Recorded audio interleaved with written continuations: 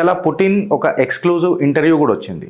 ఆ ఇంటర్వ్యూ చూస్తే మనకు ఒక గ్లోబల్ పవర్ రీఅలైన్మెంట్ కనబడుతుంది. ఎట్లా అంటే ఒక మల్టీపోలార్ వరల్డ్కి స్ట్రెంథనింగ్ అవుతుంది. మనం వెనకటికి కూడా మాట్లాడుకున్నాం.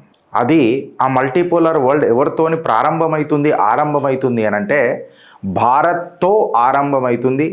రష్యా భారత్ యొక్క మిత్రబంధంతో ఆరంభమవుతుంది. పుతిన్ భారత్కి ఒక మెసేజ్ ఇచ్చిండు. ఏందనంటే, నేను భారత్ ప్రజలకు ఉద్దేశించి మాట్లాడుతున్నా, మీలో ఒకడినై మాట్లాడుతున్నా, హిందీలో ఇచ్చిండంటే. ఫ్రెండ్స్, చెప్పకనే చాలా మాట్లాడతారు పెద్దలు, ఎస్పెషల్లీ పుతిన్ లాంటి వాళ్ళు.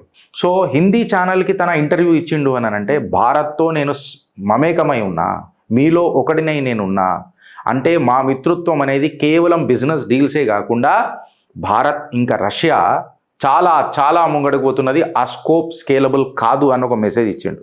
ఆయన ఇంకొక మాట కూడా అన్నాడు ఫ్రెండ్స్, గూస్ బాంబ్స్ వస్తాయి. ఆయన ఏమన్నాడంటే, భారత్ ఒక రైజింగ్ గ్లోబల్ పోల్ అని అన్నాడు. ఒక జూనియర్ పార్ట్నర్ కాదు మాకు, is a rising global pole అని చెప్పిండ్రు.